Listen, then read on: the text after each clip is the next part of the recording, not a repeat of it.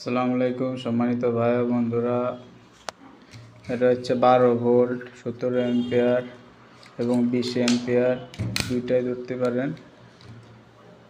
12 volt 17 অ্যাম্পিয়ারের একটা pack.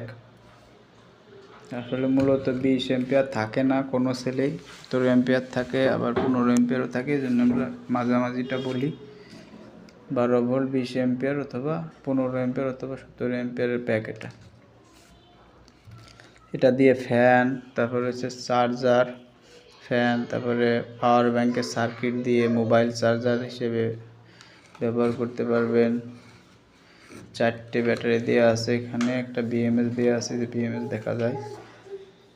12 volt 15 ভোল্টের চার্জার দিয়ে চার্জ দিতে হবে, তাহলে ফুল চার্জে 13.6 ভোল্ট হবে।